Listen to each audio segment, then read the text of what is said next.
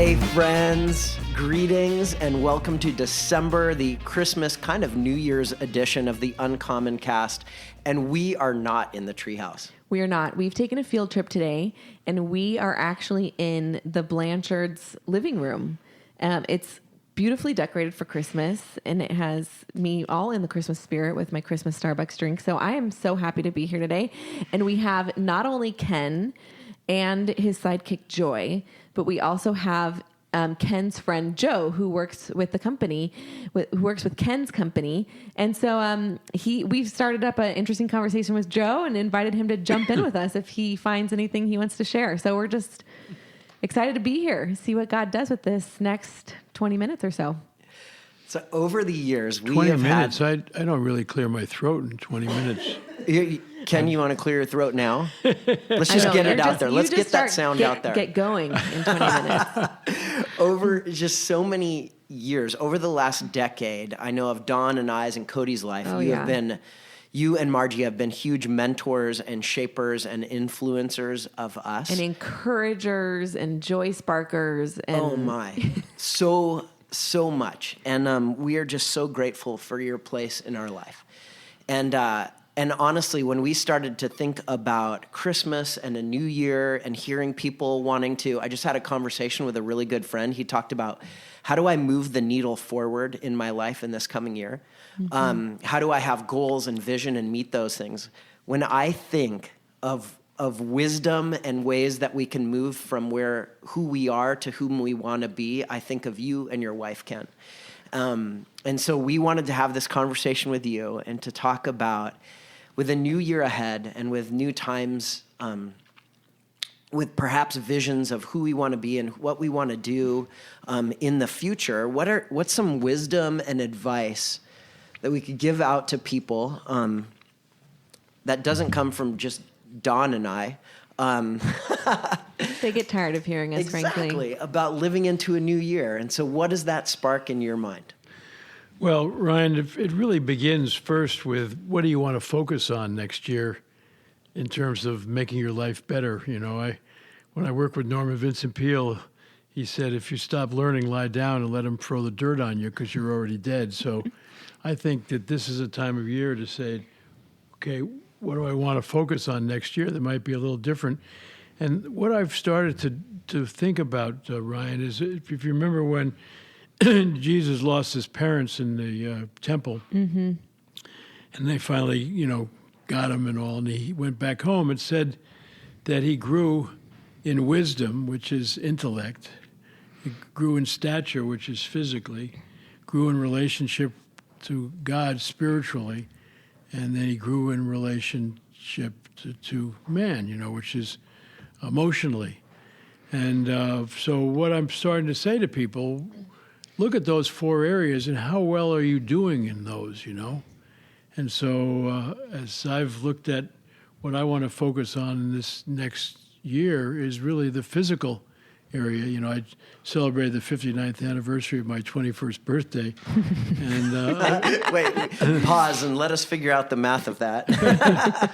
And, I've had some physical issues, and so I'm going to cardiac rehab and have people like Joe coming over and taking me for walks and all. And because intellectually I'm doing pretty good because I'm constantly thinking about new projects. And my son Scott and I are starting to work on a book together, which is going to really be fun. He's just taking over as the new president of our company. Our past president just got an opportunity and is leaving.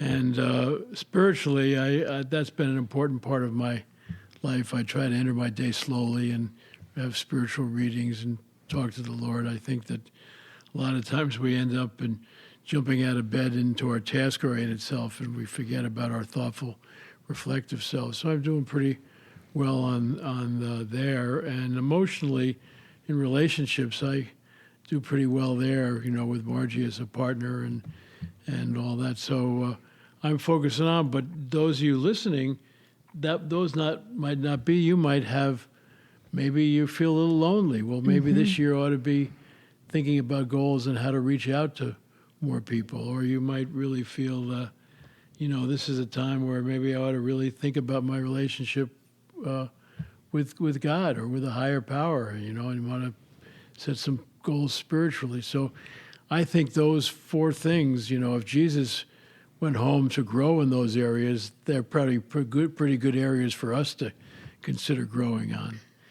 And and then once you get an area and you sort of say, okay, what do I want to do in that, then you have to kind of analyze, what's your development level in those. So like in the whole health and fitness area, there's 5 areas. There's strength, what are you doing to build up your muscles? There's a flexibility, there's diet and nutrition, there's sleep, and there's I'm forgetting the 5th one besides strength. It's I don't know, it has something to do with your body. I'll think about it.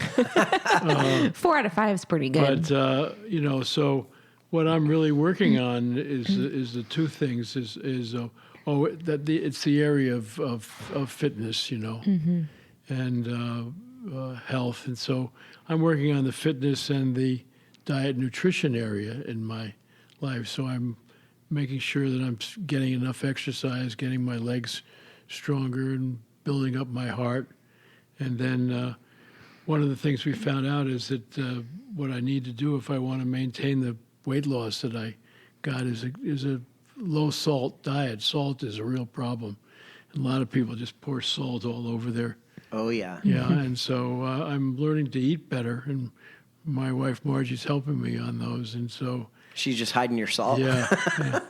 And but see, those are the areas I'm working on. But we developed a whole approach to, a situational approach to effective leadership, which says, okay, if you got a goal, what's your development level? Which is, what is your ability already to do that particular thing? And then what is your motivation to do that? So take sleep. That is an area I've always been very good at. I even sleep at meetings, And so I'm what I would call a self-directed achiever. So I can handle a delegating leadership style there. Now, in terms of my aerobic, which is the area I really forgot, I'm kind of a disillusioned learner. I've worked on exercise programs in the past, and how do I keep on, going there? And so I need kind of a coaching style. I need somebody to kind of work with me and give me direction and support. I am right there with you on that. And so with the whole situational, we call it SL2, there's 4 development levels. There's enthusiastic beginner, and so I'm an enthusiastic beginner on a low salt diet and eating well, right. So I need a lot of close supervision and direction, and then sometimes you'll get a goal that you were excited about, but it's more difficult than you thought, and you're kind of a disillusioned learner. Yeah. Now you need not only direction, but you need tender, loving care. A cheerleader. Yeah, a cheerleader, and in that, in terms of you might have a goal where you have the ability to do it, but you haven't decided you can do it all by yourself. That's what we call you're competent, but need some help. And so you look at, where am I? Enthusiastic beginner, disillusioned learner, capable but cautious, or a self-directed achiever, and there's a different leadership style. And so often what we do with New Year's resolutions is that we set them, and then, we announce them, and everybody goes to a delegating leadership style. I say, yeah, I'll believe it when I see it, And if you could handle a delegating leadership style, it wouldn't be a New Year's resolution. That's right. You would have been doing it already.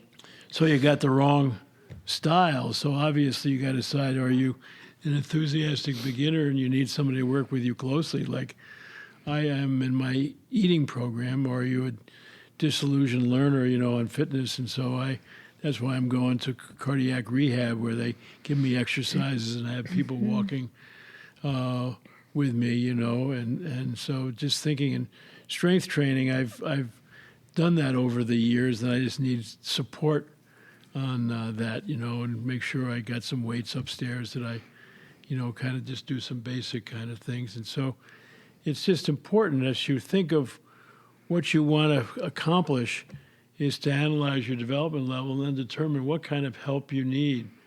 Because if it's a New Year's resolution, you need some help. Mm-hmm. Because if you could handle a delegating leadership style, you wouldn't need any help and it wouldn't be a New Year's resolution. So I don't know, I've gabbed on about that enough. So what's your thoughts, Ryan? Or I hear Dawn? you say a couple of things. One is narrow your focus. Yeah. Right? Decide kind of what area you want to work on. Don't just say, I'm going to have a whole life overhaul, right? New year, new me. But focus on a specific area of, emotional health or physical health or spiritual health. And then second, come up with actually figure out what you need to accomplish that goal. Don't just start out blindly, which I think is really good advice, because as somebody who I spend most of my life in somewhat of the enthusiastic beginner phase, and just assume everything's going to work out fine. It quickly doesn't. And then if you don't have a plan in place, yes, you just feel like a failure. So you scratch that one off and then you start a new thing. Most New Year's resolutions, they say about 85 to 90% are given up by February, I mean, they don't last very long. I found a way around that. So in January, February, I'll get the membership at Choose Fitness or any other fitness place. I'll work out for January, February, but I don't give up because I keep the membership. I just stop working out. So that way I feel like I can make my resolution last a little longer. By keeping your membership. By keeping the membership going. And looking at it periodically. Some people deal with their spiritual health the same way. They're members in churches that they never attend. So true. Or just, keep checking in, but checking out in the head and heart, right? That's an interesting thing about, suppose you pick spiritual as something you want to work at. It's not a 1 day a week deal. You go to church and, that's taken care of. I think you got to find out ways to bring the Lord into your day-to-day life in a way that can make a difference. And that's one of the things I found that's been so great as I've worked on my own spiritual is to feel I have a partner, and so like on my health thing, I'm, first of all, thanking the Lord that he got me through this last, physical illness area that I had. And I said, I need your help, because I want to be strong so that I can maybe make a difference for you. I'm not just kind of getting healthy just so I can hang out and party. What can I could do to continue to help you and what you're trying to accomplish? I think too, in the spiritual department for sure, but I think it crosses the gamut. We tend to look at what works for other people and then think that that's what's going to work for us. I remember distinctly feeling that about prayer or about going to church, right? Like, well, this is the one way that it's done, right? You are supposed to sit down and fold your hands and close your eyes when you pray. And if that doesn't work for me, instead of thinking, why don't I find a way that does work for me to talk to God? I think, why am I a failure? Why can't I do this thing? The same would go for physical exercise. You look at, I have friends that run marathons, for goodness sakes. Jason Richards, if you're listening to this, like, that man is crazy. He wakes up at 5 a.m. to go run. And if I judged my physical well-being against the way that Jason does it, that works for him, I would be a complete failure. Right? Try joining him sometime like I did. I quickly realized that is not for me. That's a big feeling of failure when you're with people who have goals and specifics in a certain area that you are not gifted, and quickly you realize their resolution does not fit, or their goals and their abilities does not fit my life. And you have to realize that your specifics, your steps, your dreams, your goals have to fit who you are. Which I goes can't back, run with Jason, but I can Right. drive his team. Well, but that in the goes van. back to development levels, right? Because if you decided that you did want to run, Jason would be a great accountability partner, a great coach, for so example, right? If you recognized and had a conversation ahead of time, like, look, I need your help. We got to start slow and pace ourselves, but I need you to keep me accountable because I'm at a different developmental level than you. I think keeping that you in might mind is so decide, helpful. for example, that by the end of next year that you could run a 10K comfortably, which is 5.6 miles or something like that. Well, you could do that if you really set that as a goal and had a support person Right. and all. But You know what? You couldn't sort of say, "Oh, I'm going to run a marathon at the end of the year." Or next month. Yeah. Well, and that may be achievable, but you hit something there. There were two things that I heard from you at the beginning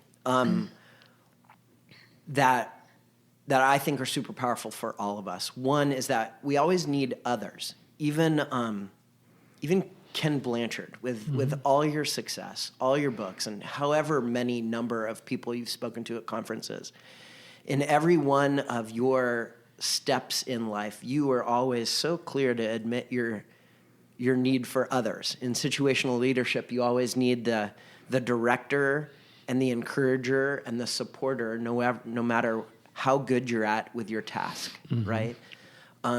So we always need others in that mix to be a part of us achieving our goals. And the other thing you just said, which I thought was so powerful, oftentimes with me, I'm a 7 in the Enneagram. I'm an enthusiast.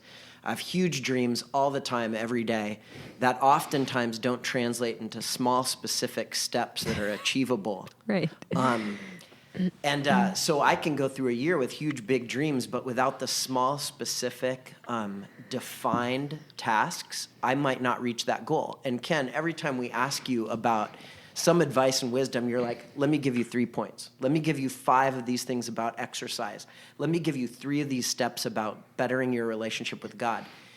You're always good about specifying steps. And I think with our goals and our visions, if we specify small, achievable steps, we are more apt to get there. And I just talked with a friend this last week him and I were talking about moving the needle. It's actually David Manning, who is shooting photos at our Uncommon Christmas. But David has this great idea of talking about dreams and visions for the year. And he was talking about oftentimes we have to just have a larger time frame for our goal. So instead of saying, I'm going to do this every day, say, I'm going to do this one thing this week.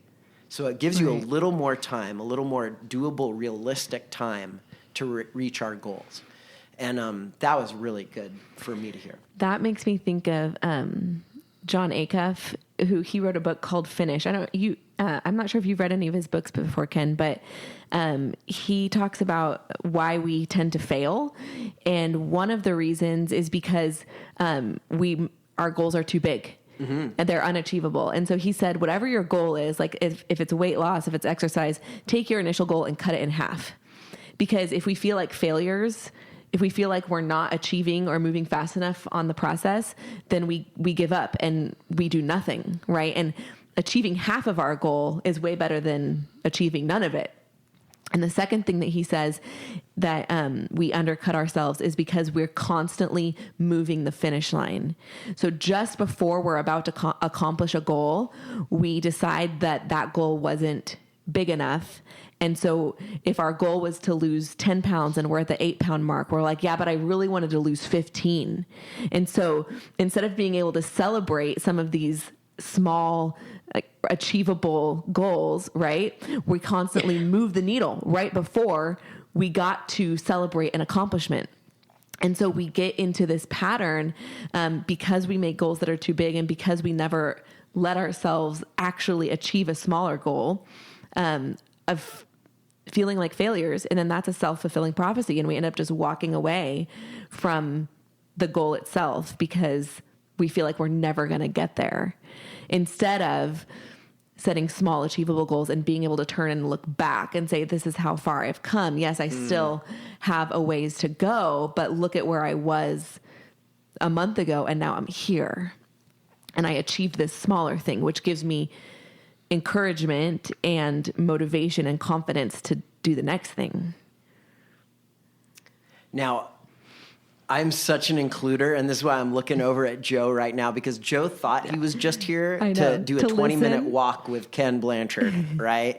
And now he's thrown into a living room with a podcast and microphones, and we're like, Joe, you're in. I see Joe, his come eyes take my lighting chair up over there. and tell me what you're thinking, what questions you have, and go. Well, first, in the Enneagram, we share that 7 type. So this is just me, a normal day, and I'm just excited to be here with all of you and to be included. It means a lot. Now, I'm from South Louisiana, where we do gumbo, and if you don't know what gumbo is, it means you kind of have a roux at the bottom of the pot, and you got to stir it, and if you don't stir it, the famous gumbo won't taste as good. And so being with people like you stir me up inside, and I'm excited to be here and just to share and talk a little bit about what I was hearing. And so, Dawn, I loved what you said a moment ago. You said that the goals need to be very specific, and they need to be doable and not be so audacious. I actually moved out here. I have a wife and 6 kids, and people are always asking me, Joe, you must really love kids. And I'm like, no, I just really love my wife. Well, when you make a big risk and move from New Orleans, Louisiana, where everyone knows what gumbo is, to San Diego, where most people don't know what gumbo is, you're not in South Louisiana anymore, That's right? And so we wanted to start a church, and we found that we had a big goal. We had big aspirations. We had big intentions. But our goals weren't very, very specific. They weren't very reasonable. And Ken has taught through situational leadership the importance of SMART goals: specific, motivating, attainable, relevant, trackable. My biggest mistake with goals when we moved out here was I didn't write down SMART goals throughout the years. We spent all the money that we raised on equipment instead of investing in people's lives. And so I look back on that as, I don't count it a failure. I look at it as a grow opportunity. And specifically with dreams and talents and abilities that people have, I think about this book I recently read.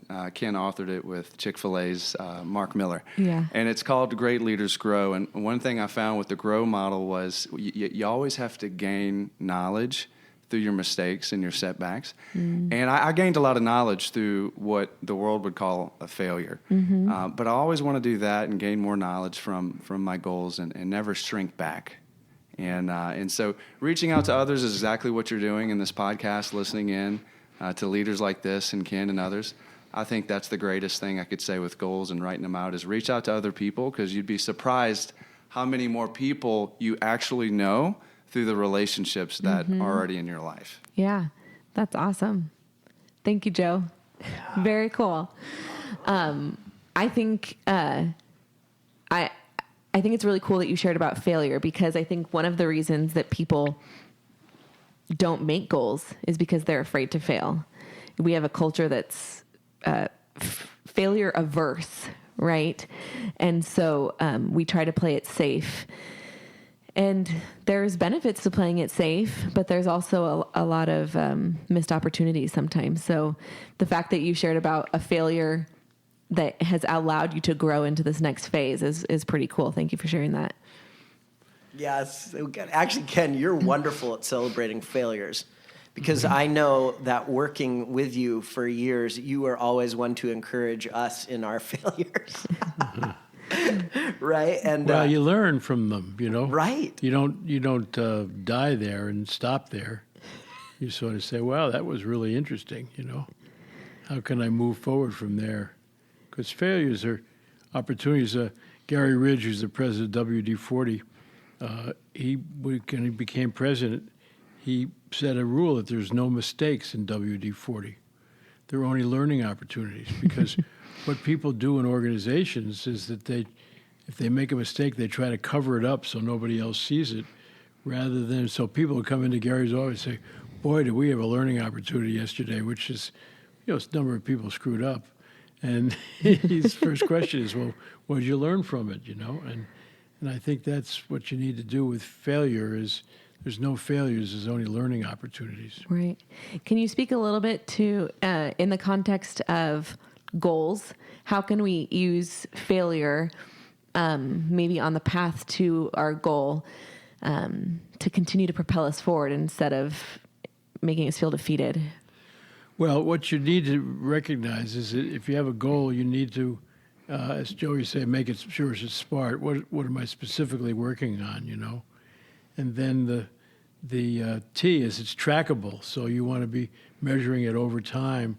And so the reason it's important to be measuring it over time so you can spot if there's movement in the wrong direction early enough. A lot of times people will go along and then all of a sudden they say, my God, I'm failing and all.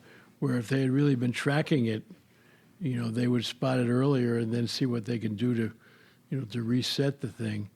And they also want to make sure in the SMART model, R stands for relevant.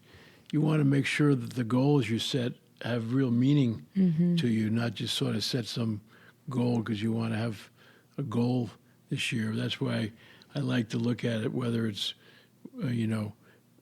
intellectually, physically, spiritually, or emotionally, those are pretty important things. And so, and then the A stands for attainable. And attainable means is that you set a moderately difficult but achievable goal. I mean, a lot of the classic research on achievement motivation is they would give people rings for ring toss and say, go and toss the rings any distance you want from the stake. And the people who are not high achievers, they would either go really close because they didn't want to make any mistakes, or they go way far away so people would say it was a really good try. But the high achievers would get a distance from the stake and they would start throwing the rings.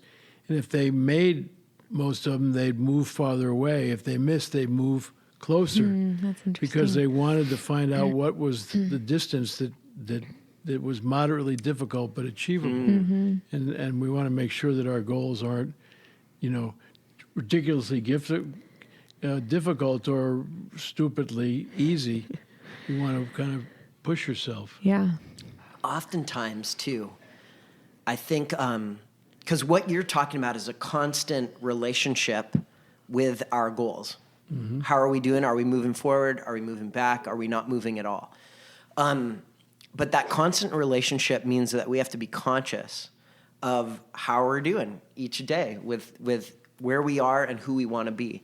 So how are ways that we can keep our goals kind of out in front of us on a daily basis? And I know, I see Joe here journaling, and I know you have a relationship with journaling, and maybe that's the answer. What are ways that we can be tracking how we're doing each day and each week? Well, I think it's two parts of what really helps. One is how do you enter your day? And we have two selves. We have a task-oriented self and a thoughtful, reflective self. And most of us wake up our task-oriented self right away. We call it an alarm clock. I mean, why isn't, as John Ortberg say, it's the opportunity clock, or it's going to be a great day. No, alarm, and you're jumping in, you're trying to eat while you're getting dressed, and you jump in your car. And you're racing around with all these tasks rather than first wake up your thoughtful, reflective self and say, okay, what's on my schedule today? How do I want to be today? What would I do to make, at the end of the day, I'd really feel good about this? Some chance to think. And also it's an opportunity to pray, and I'm always good at talking to God, but I'm working on listening to him too, so to say, here's what I got in mind. What do you have in mind? And, quiet myself. And a friend of mine said that if you're driving a car by yourself, don't turn the radio on. Just imagine that the good Lord is sitting next to you, and talk to him and say thoughts, and then shut your mouth and listen. And that's how I ended up working with you all as an interim pastor. I was concerned about Bruce Humphreys leaving, and I was driving home one day, and I had the Lord next to me and say, how can I be helpful? And all that.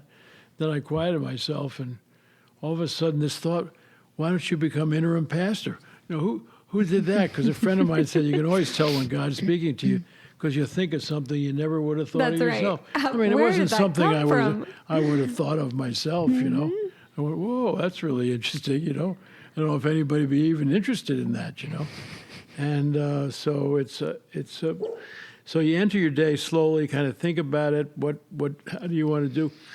And then what's really good, a friend of mine said, Blanchard, you've impacted me a lot in my life, but I just realized that you impacted me around accomplishing my goals, because I was always setting goals and then missing or whatever. And I realized that what I needed to do at the end of every day is in a journal, because I wasn't a good journal writer, is write praisings. What did I do today that I really feel good about, that I kind of said I wanted to do? And then redirections. What did I do that I maybe ought to rethink? Something And if you do that every day, it's amazing how you start to realize what are the things you need to work on, that you might even want to set a goal on. So it's both, how do you enter your day, and how do you, end your day with your thoughtful, reflective self. That's awesome. And oftentimes, I just don't think we take inventory on how we're doing and how we could be doing better, and celebrating along the way. So, Ken, thank you so much. Now, I know time-wise, like we're at the end of our normal podcast time, but I have one more question, because oftentimes we think about our individual goals with career, with spirituality, with exercise in our body and our health. But I know we have a lot of families that listen to this. Oftentimes we don't think, or what are the goals we have with our family, and how do we even have a family goal? What does that look like? And I know you and your family have been just very intentional about that over the years.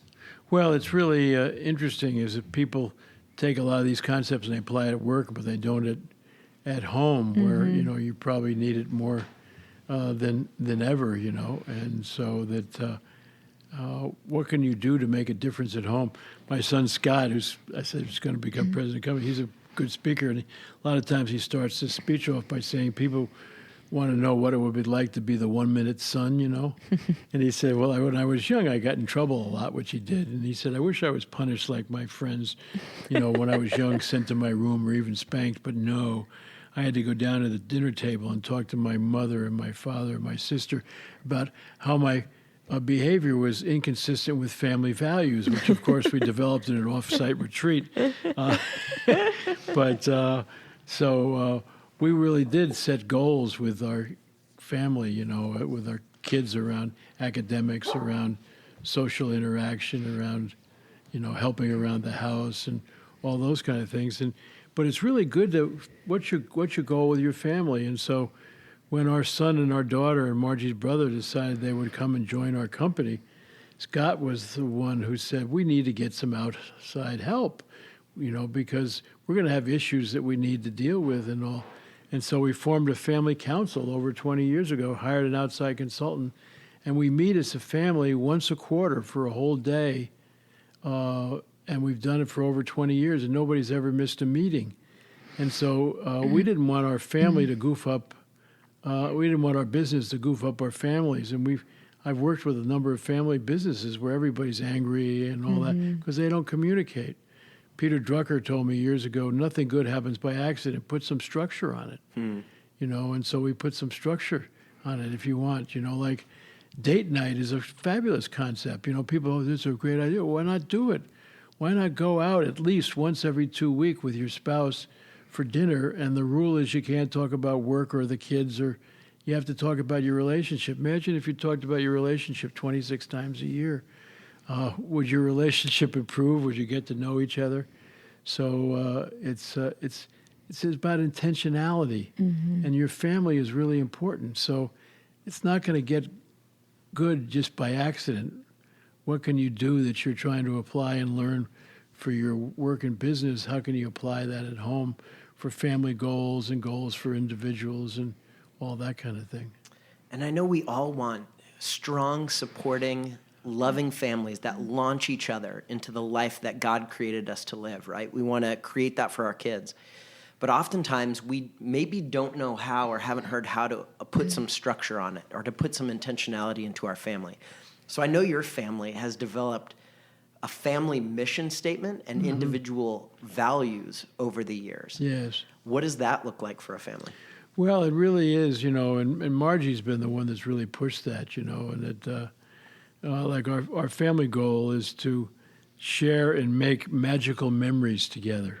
Oh. And because we told the kids we weren't going to leave them a lot of money, but we were going to try to help create magical memories. So like before Thanksgiving, we took everybody to New Orleans because the World War II museum's down there, and they've asked us to develop a leadership training program with them. And we just wanted our kids and our grandkids to go there. It's 5 acres. It's chosen the number 2 museum in the world.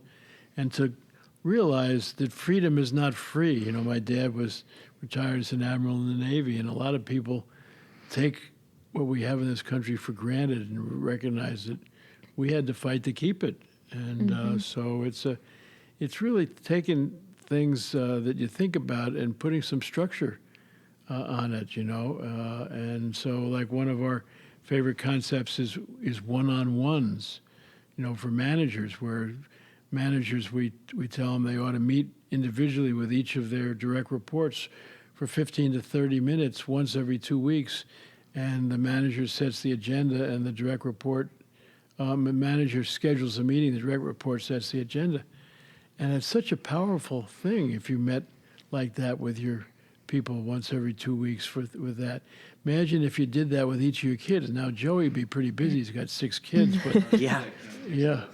But it really is, like you might say, well, he's got 6 kids. Well, every 2 weeks, if he couldn't afford 3 hours for his kids, then why have kids? Why do that? I mean, so put some structure on it. So put it on date night. Put it on, one-on-ones with your family and all. Nothing good happens by accident. I love that. Yes. And I remember, I think it was 7 years ago, maybe 8 years ago now, that you came out with Lead Your Family Like Jesus. I remember I got to be in this very living room behind a camera right over there watching you guys film interviews about leading your family like Jesus and talking about a family mission statement and values.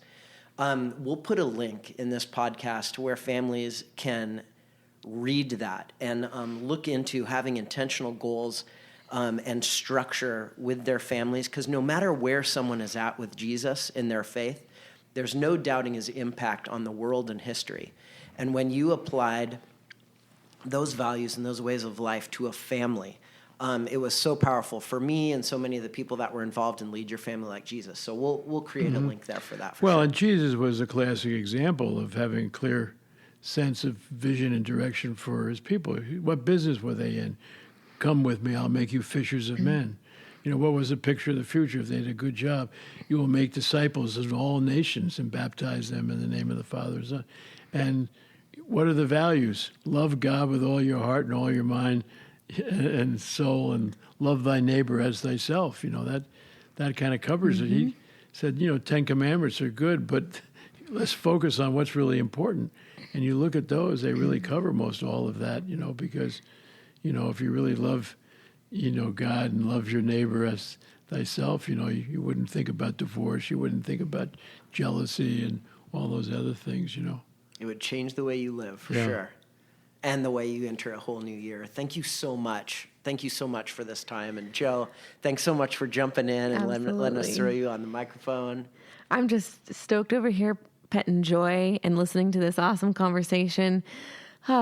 It's so good to be with you all. And I hope that everybody listening just has something to take away, that they can apply this to setting goals for themselves for the coming year or setting goals for their family and truly being intentional.